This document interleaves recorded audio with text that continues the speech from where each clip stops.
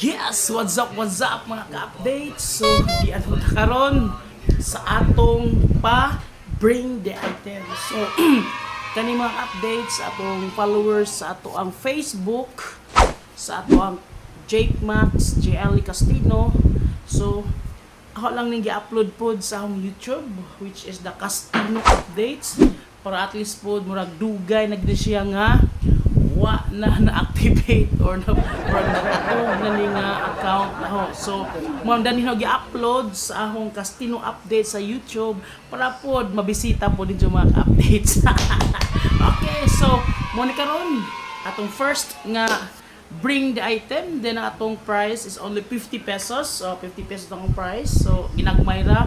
So more intended is sa kaning barangay nga duol ra ani sa area.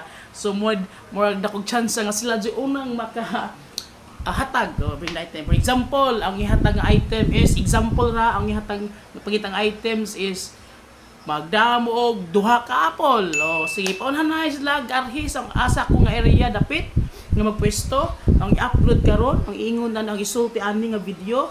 O magdas lang apple na pag kung si Macau naghatag sa 2 apples, so sila ang sila ang winners. Okay, sila ang winners. So mo na mahitabo karon. So nasabtan ba? Okay.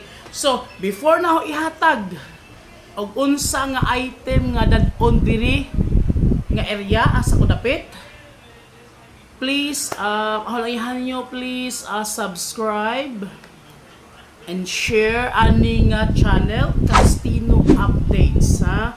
So please support lang sa ang YouTube channel mga ka-updates. Okay, so asa ko magpwesto, paminaw magpwesto ko darhira pod anas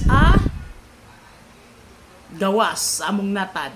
Okay, sa natad lang ko magpwesto, and unsa nga item ang inyong dadon para makuha ang 50 pesos sa good food. Okay, kamang winners, unsa ating pakuha, ipaadadare, bring me 5 kasagi nga tundan. Okay, 5 ra kasagi nga tundan sa kinsay unang makahatag na ho dadto sa natad, sa natara na mo 5 katundan maoy makadawhat sa atong small nga price, ginagmay nga prices nga price nga 50 pesos. Okay, arat na 5 ra katundan, 5 ra. Okay, go.